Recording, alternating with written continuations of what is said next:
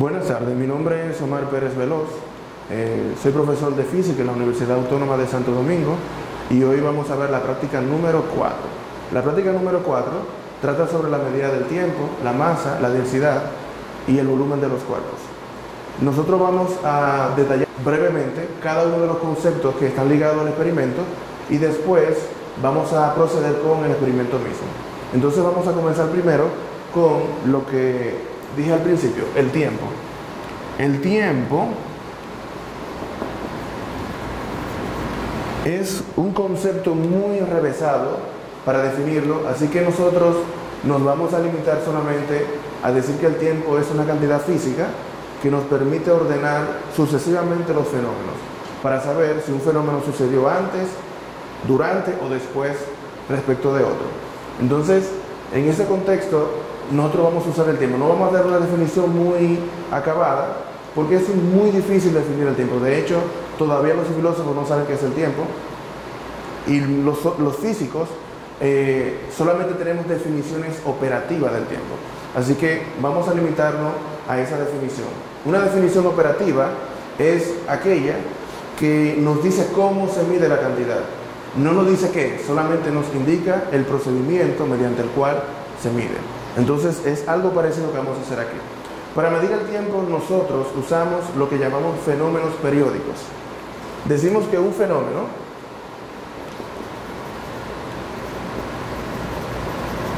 periódico, un fenómeno es periódico cuando éste se repite cada cierto tiempo. Esa repetitividad se puede dar a tiempos iguales o a tiempos distintos. Por ejemplo, todos los días del año son periódicos, porque siempre se sucede día, noche, día, noche, día y noche, pero no la duración. Hay días que son más cortos que otros, hay días que son más largos que otros. De hecho, es muy probable que un día sea diferente de cualquier otro día, en duración del tiempo, hablando con una precisión, digamos, en unos nanosegundos, estrictamente hablando.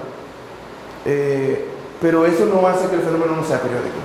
Sin embargo, sí existen otros fenómenos que son sumamente periódicos, con un tiempo de periodicidad fijo.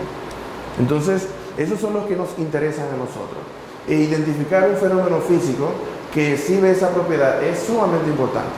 Uno de ellos es lo que llamamos el péndulo simple.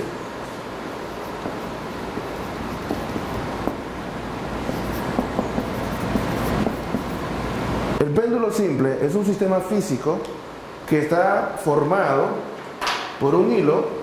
Aquí tengo un hilo. Este hilo debe de estar fijo a un punto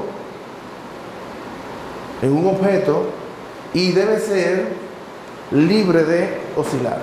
Así que si yo coloco este péndulo en esta posición, ahora está pegado a la mesa, no es un péndulo simple. ¿Por qué? Porque no puede oscilar. Para que sea un péndulo simple, debe estar fijado en un punto que le permita esa masa pequeñita que está ahí, pequeñita en ambos sentidos, en volumen y en valor, le permite que oscile. Ahora, ese péndulo simple, para que se mantenga como un péndulo simple, debe tener ciertas propiedades. Una de ellas es que la masa del hilo que sostiene la masa que está allá abajo debe ser despreciable respecto de esa masa. Así que si yo uso, por ejemplo, en vez de un hilo tan pequeñito como este, uso una cadena o uso una soga de esa que se usa para sostener, digamos, un buey en una carreta, la noción de péndulo simple se pierde. Ya no es un péndulo simple, sigue siendo un péndulo, pero no simple. Entonces, la masa de este hilo debe ser despreciable respecto de esta masa. Ahora, ¿qué significa que esta masa es despreciable respecto de esta? Bueno, significa que si usted mide la masa de todo el conjunto, le da lo mismo si saca el hilo o lo pone.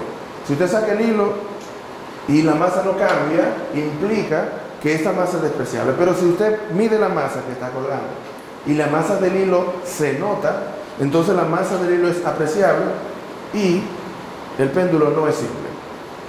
Y la última característica que tenemos que tocar es sobre la masa que cuelga. La masa que cuelga debe ser una masa apreciable. Y el volumen de esa masa debe ser pequeño respecto a esta longitud que tenemos aquí, que es la del hilo. Para que entiendan lo que queremos decir, si yo cuelgo, en vez de colgar esa masita que está allí, y yo cuelgo este sillón, entonces ya no es un péndulo simple. ¿Por qué? Porque el espacio que ocupa este sillón es comparable con la longitud del péndulo. Por lo tanto, ya no lo es. Así que si yo tomo la silla, o si tomara, por ejemplo, esta probeta que está aquí, o si tomara la balanza que está aquí al lado, ninguno de esos objetos sería un péndulo simple. Entonces, para el experimento, nosotros vamos a usar el péndulo simple que les voy a mostrar ahora. Este que está aquí. Aquí tenemos una masa que es apreciable. Esta masa tiene aproximadamente 1 kilogramo, un poquito menos, y la longitud que tenemos del péndulo es bastante grande. Esta masa es mayor porque la usamos en otro experimento, pero es consistente con la definición que acabamos de dar. El hilo que tenemos aquí es de masa despreciable, la masa que tenemos aquí es suficientemente pequeña comparada con esta longitud, y por lo tanto eso se comporta como un péndulo simple. ¿Qué tiene de interesante el péndulo simple? Como dije antes, el péndulo simple, para amplificaciones pequeñas de las oscilaciones, mantiene una periodicidad constante. Entonces, nosotros lo podemos observar cuando yo saco la masa de esta posición que está ahora mismo. Esa posición decimos que se llama posición de equilibrio. Le llamamos la posición de equilibrio porque es el único lugar en donde la masa del péndulo no se mueve. Pero si la sacamos de ahí, yo la pongo un poquito más cerca de mí y si la suelto, miren lo que sucede. La masa comienza a oscilar alrededor de ese punto. Así que siempre en un péndulo simple, si el punto que está fijado allá arriba, siempre va a oscilar alrededor del punto de equilibrio. Y ese punto siempre es fijo. Y ese movimiento va a ser siempre simétrico respecto de ese punto.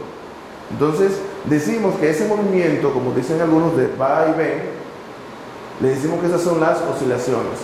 Y decimos que una oscilación es el movimiento del péndulo desde un extremo hasta que regresa al extremo.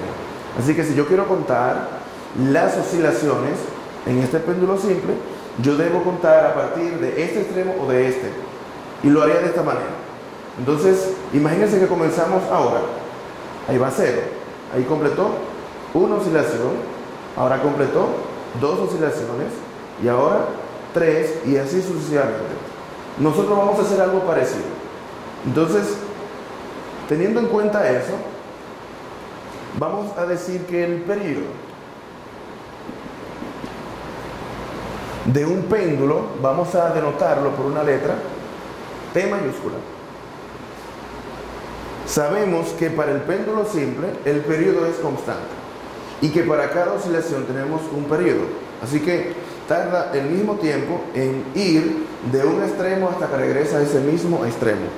Entonces, cada vez que el péndulo cuenta o contamos en él una oscilación, vamos a llamar esa oscilación aquí numéricamente, no tiene unidad de medida. Cuando hay una oscilación, tenemos un tiempo medido igual a un periodo. Si yo cuento 2 oscilaciones, vamos a tener 2 periodos. Así que al final, si yo tengo n oscilaciones, voy a tener n periodos. Ahora bien, eso significa, como eso es un tiempo multiplicado por un número natural, voy a tener que eso es un tiempo total. Y lo puedo poner así. Puedo decir que el tiempo total de n oscilaciones va a ser igual a n por t mayúscula.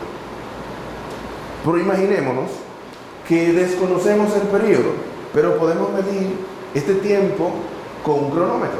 Yo puedo tomar y contar el número de oscilaciones deseada, un número arbitrario, cualquiera, 10, 5, 2, 20, y medir el tiempo de todas esas oscilaciones con el cronómetro. Así tendría este dato.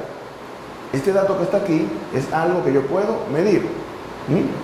Y yo puedo contar las oscilaciones. Así que la única incógnita que nos queda es T mayúscula. Y sabemos en álgebra, ¿no?, que para despejar a t mayúscula, dividimos toda la expresión entre n y tendría t sobre n igual a nt sobre n. N se cancela de este lado y finalmente tengo que el periodo del péndulo simple va a ser ¿qué? El tiempo que medimos de n oscilaciones. Ese va a ser el primer procedimiento que vamos a hacer en este experimento.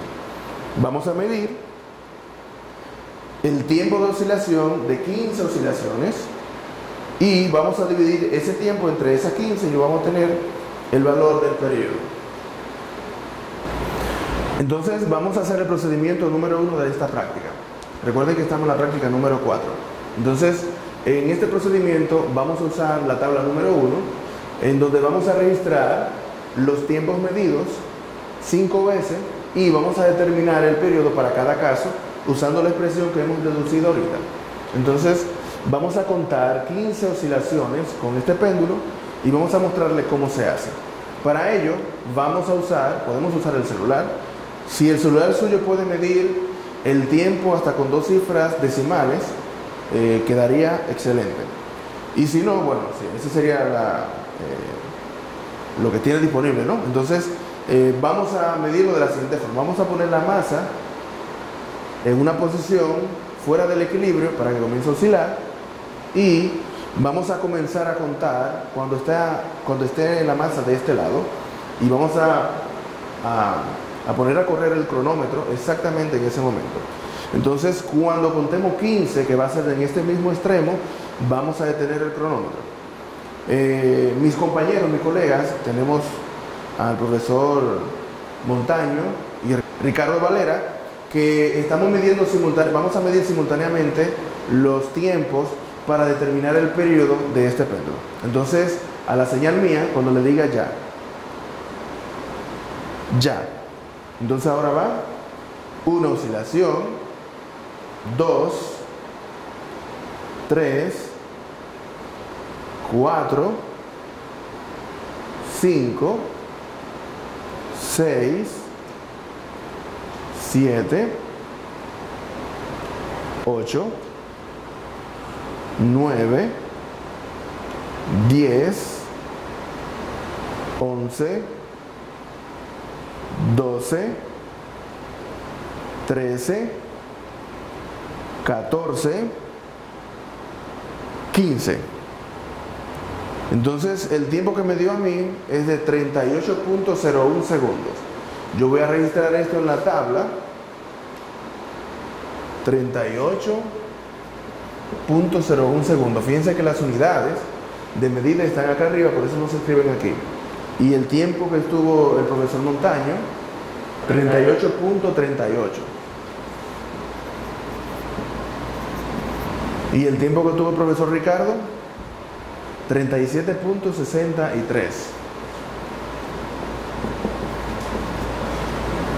38.42. Eso lo tuvo por ahí 38.42 otro estudiante. 37.63.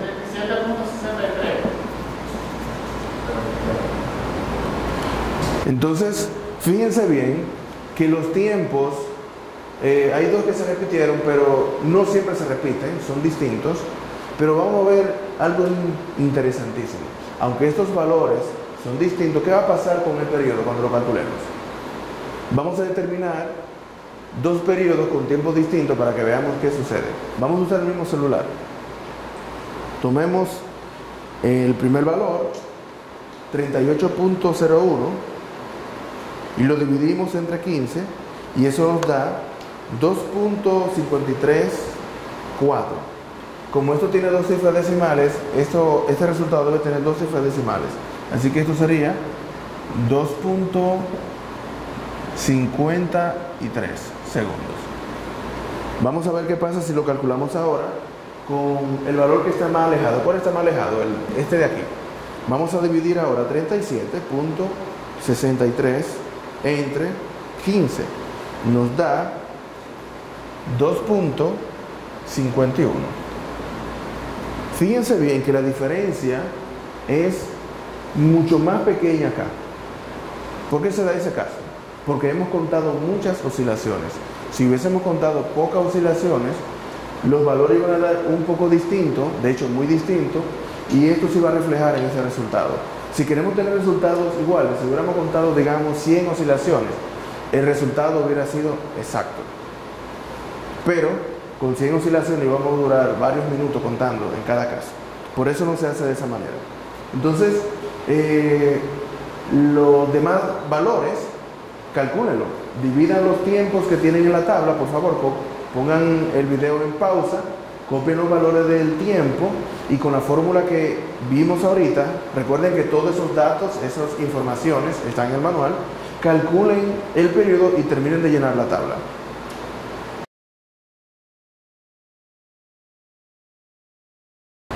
Entonces ya hemos terminado de llenar la tabla número 1. Ahora, si se fijan bien en su manual, nos están pidiendo que determinemos, una vez que tengamos los valores de t mayúscula determinados, que busquemos el periodo promedio. Recuerden la práctica número 1 que el promedio es la suma de cada uno de los valores dividido entre la cantidad de valores. En este caso tenemos 5 periodos, así que lo vamos a sumar todos y lo dividimos entre 5. Entonces lo que usted tiene que poner aquí es el periodo 1 más el periodo 2 más el periodo 3 más el periodo 4 más el periodo 5 dividido entre 5. Entonces recuerden que cuando hagan los cálculos en la calculadora, escribir un paréntesis al principio, un paréntesis aquí al final, para luego darle al símbolo de división y después al 5, para que el resultado dé bien.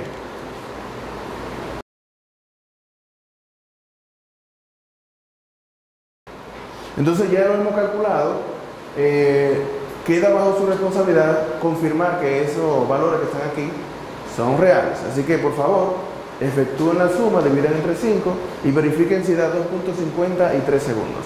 Ese es el promedio del periodo. Entonces ahora vamos a pasar al siguiente procedimiento. El siguiente procedimiento depende del concepto de masa y volumen. Así que vamos a hablar brevemente qué es la masa y cómo se mide la masa. Vamos a enfocarnos ahora en lo que tenemos aquí en la mesa. Aquí en la mesa tenemos varios cuerpos. Estos cuerpos están construidos del mismo material. Por experiencia sabemos que estos dos cuerpos, como tienen volúmenes distintos y es del mismo material, el más grande tiene más masa. Así que podemos decir que la masa es una propiedad que tienen los cuerpos que está relacionada con la cantidad de materia, pero no es la cantidad de materia. Realmente el concepto de masa es un concepto un poco más enrevesado, más sofisticado, pero eso lo vamos a ver en la práctica número 6.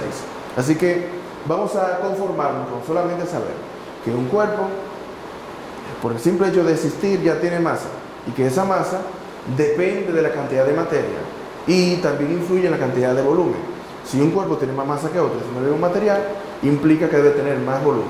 Entonces, vamos a centrarnos ahora cómo medimos la masa. Para medir la masa, necesitamos lo que llamamos una balanza. Esta balanza que está aquí es una balanza mecánica, es una balanza que usa un principio de equilibrio para medir la masa. Existen balanzas comerciales que son electrónicas, que son mucho más fáciles de usar, solamente hay que colocar la masa encima y nos da el valor.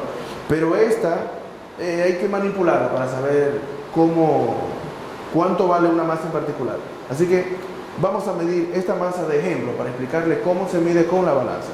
Lo primero que debemos hacer antes de medir con una balanza como esta es colocarla en una plataforma totalmente horizontal. Esta mesa de hecho fue fijada siguiendo ese criterio y debe estar fija. De hecho está fijada en el piso de tal manera que no se pueda mover. Entonces esta es una estación para medir masa.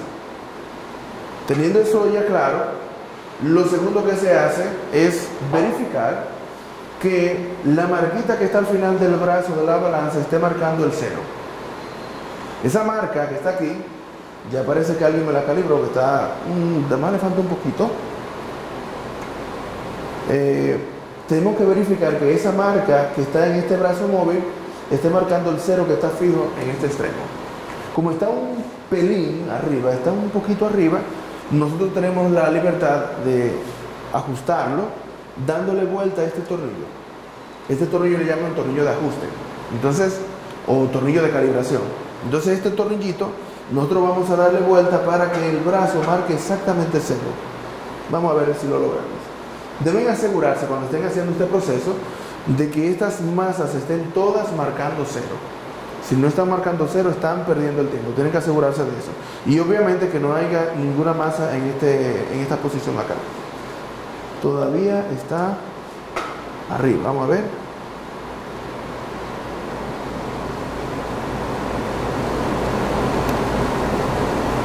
Entonces, ya hemos calibrado la balanza. Hemos colocado la marca del brazo móvil en el cero que está fijo en el extremo derecho. Entonces, vamos a tomar esta masa que está aquí y en el proceso vamos a explicar cómo se mide y por qué.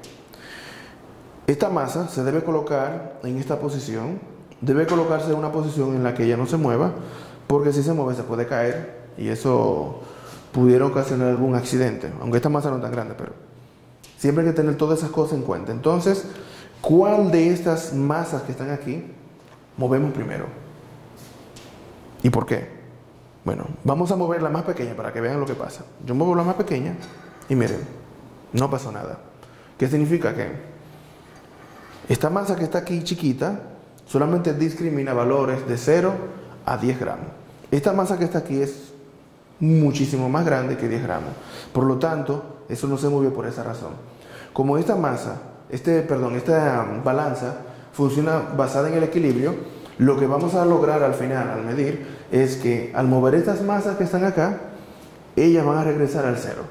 Y cuando regresen al cero, las medidas que ellas indiquen en las posiciones que van a estar en ese momento, va a ser la masa que estamos midiendo de este lado. Entonces, esto funciona usando el principio de descarte. Cuando digo descarte, estoy diciendo que vamos a ir descartando la masa que no tiene. A ver, movemos la más grande primero. La más grande mide un mínimo de 100 y un máximo de 500. Así que ahora mismo la balanza está midiendo 100 gramos, pero el brazo no cae. Eso significa que la masa que está en el plato es mayor de 100 gramos. Cuando el brazo caiga, que fue lo que pasó ahora, eso significa que la masa que estamos midiendo es más pequeña que la masa que está leyendo la balanza. Entonces, regresamos esta escala a la anterior, porque ya sabemos que la masa que estamos midiendo está entre 100 y 200. O sea, es mayor que 100 y es menor de 200. Entonces, vamos a mover la más pequeña en tamaño, seguida de la más grande, o sea, que es la mediana. Y la movemos otra vez de una ranura a otra. Entonces, ahora mismo tiene 110 gramos, no cayó. Significa que esta masa sigue siendo mayor a 110. La movemos hasta que caiga.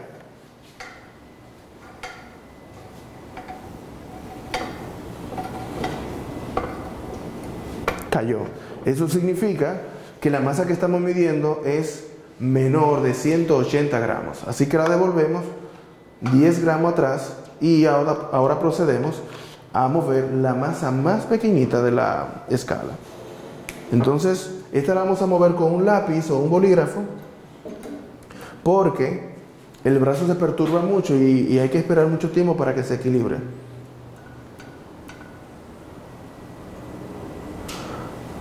Ahí tenemos, está casi equilibrada ya.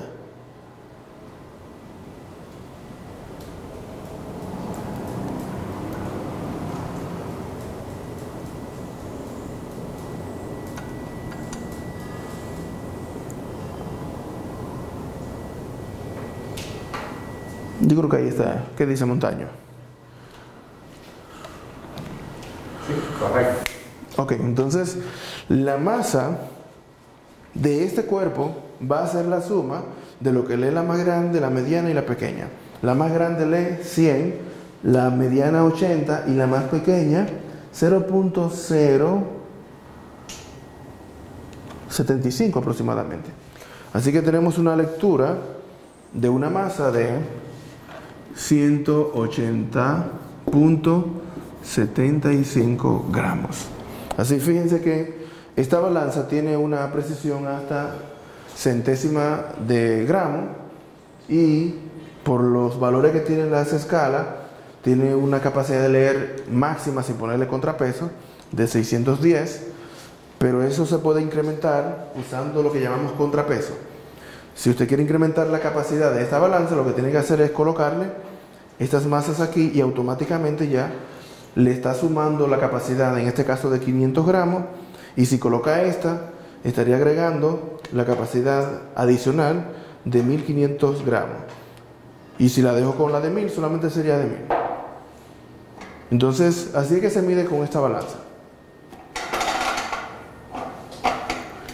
Entonces ya sabemos cómo se mide la masa. Ahora vamos a ver cómo medimos el volumen. Para medir el volumen tenemos que tener bien claro si el cuerpo tiene forma regular o forma irregular. Aquí llamamos la forma regular y forma irregular. Bueno, vamos a ponerles dos ejemplos. Aquí tenemos un cuerpo sólido y que tiene forma regular. Decimos que un cuerpo tiene forma regular cuando su forma se corresponde con un objeto geométrico de la geometría. Y tenemos un cuerpo irregular cuando este no coincide con ningún cuerpo geométrico conocido. Fíjense que si usted va al río y coge varias piedras, se dará cuenta que por más piedras que tome, siempre van a ser distintas. Nunca va a haber dos piedras iguales en el universo. Así que todos los cuerpos irregulares tienen esa particularidad, y es que no tienen una forma fija. Cuando digo fija, no estoy diciendo que se pueda deformar, estoy hablando en el sentido de que es única y que no existe una fórmula matemática para determinar el volumen. Así que para medir el volumen de un cuerpo irregular se procede de una manera, y para medir el cuerpo de volumen regular se puede proceder de dos maneras. Vamos primero con esto. Cuando tenemos un cuerpo irregular, lo que hacemos es usar una probeta graduada y agua. Entonces, si el objeto no absorbe agua, nosotros le echamos agua a la probeta a un volumen conocido,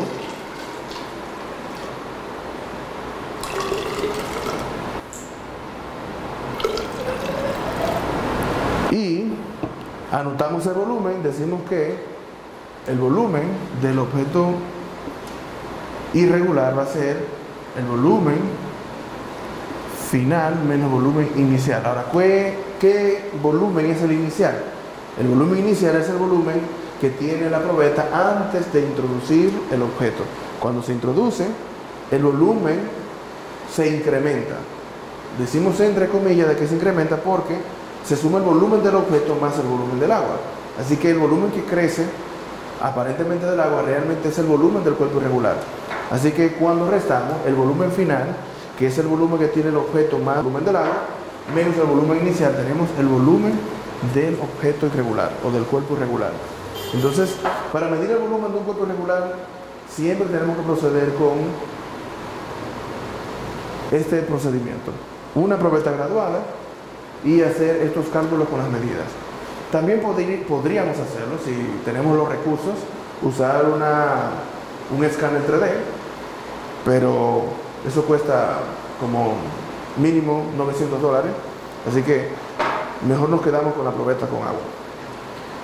Cuando tenemos el cuerpo regular, podemos hacer la medida midiendo las dimensiones del objeto. Por ejemplo, esto es un cilindro. No es un cilindro perfecto matemáticamente hablando, porque tiene borde, tal vez las superficies no son totalmente paralelas, pero la aproximación es muy buena. Así que yo puedo medir el diámetro de la base y la altura y usar una expresión matemática para determinar ese volumen, que va a ser el volumen de un cilindro es pi por el diámetro al cuadrado sobre 4 multiplicada por la altura. Y así podemos obtener el valor del volumen de un cuerpo regular. Pero ¿se puede medir el volumen de un cuerpo regular usando el procedimiento anterior? Sí, también se puede hacer. Si usted no tiene la regla, puede usar una probeta graduada. Entonces, en este experimento vamos a mostrar cómo se mide el volumen de estos cuerpos irregulares. Tenemos aquí varias piedras de concreto que más o menos tienen un tamaño creciente, y vamos a medir también las masas y los volúmenes de estos cuerpos regulares. Entonces vamos a proceder con el procedimiento número 2. En el procedimiento número 2 vamos a medir la masa de estos cuerpos y sus volúmenes. Lo vamos a registrar en la tabla número 2. Estamos haciendo el experimento número 2, en la práctica número 4. Estamos midiendo, vamos a medir las masas de estos cuerpos que son regulares y luego vamos a medir los volúmenes. Entonces, vamos a medir esta masa. Ya hemos calibrado la balanza hace un rato, así que lo colocamos en el centro del plato y comenzamos a mover la masa más grande de la escala. Cayó, significa que esta masa es menor de 100 gramos. Movemos la siguiente. Cayó ya, así que la devolvemos para atrás. Y ahora movemos la más pequeñita.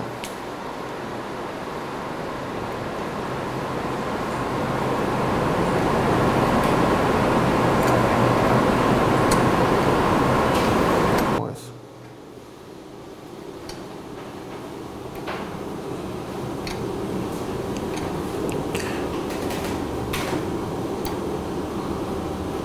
Ok.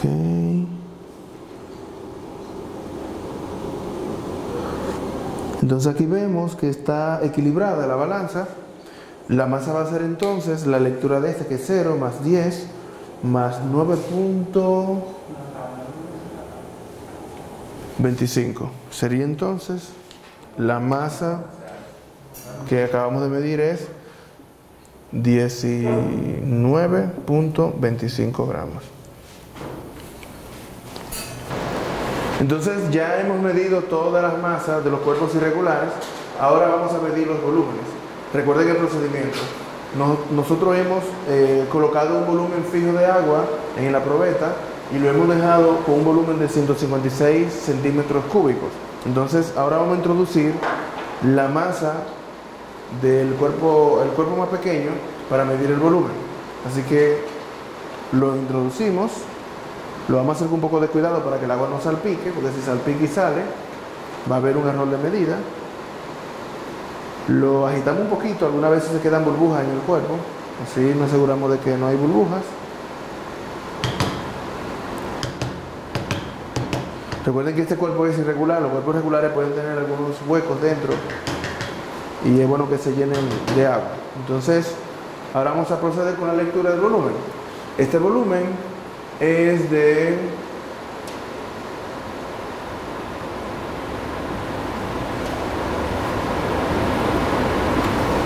164. Entonces tenemos volumen final 164 menos inicial, que es 156. Ese volumen es igual, ahí tenemos 8 centímetros cúbicos. Ese es el primer volumen.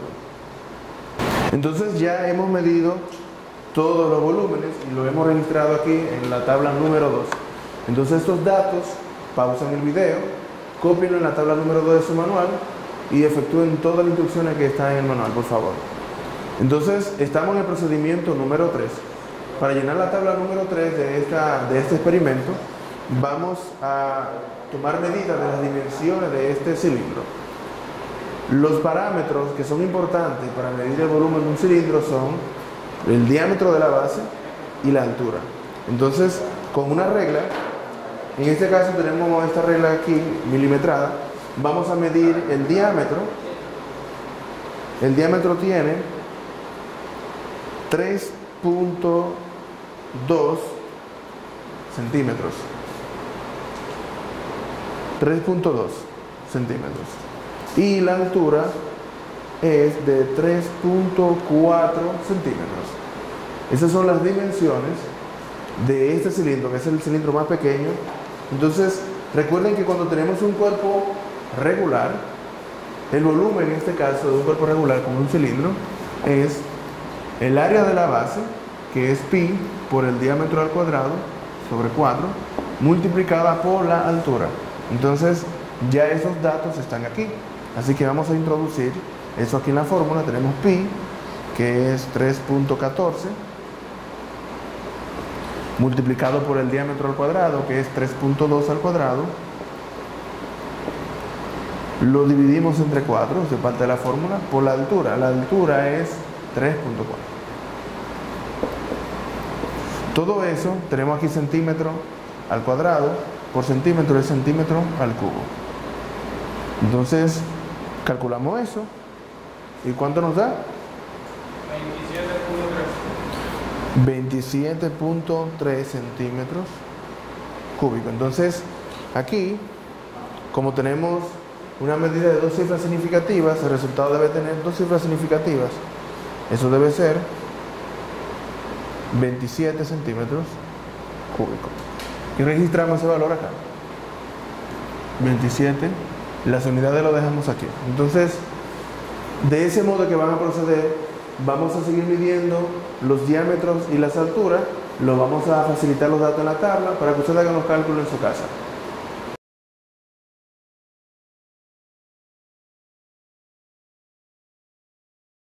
Vamos a continuar con el procedimiento para llenar la tabla número 4.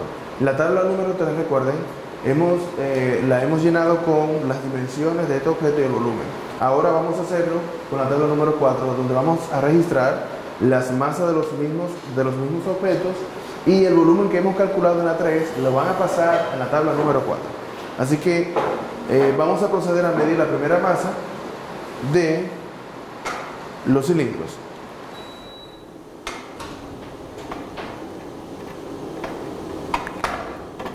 Sabemos ya que la masa va a ser 200 y pico. No, increíble. Ah, sí, se quedó bien. Ok. Entonces, podemos ver que esta masa tiene un valor de 210 gramos. Entonces lo vamos a registrar en la tabla número 4. 210 gramos.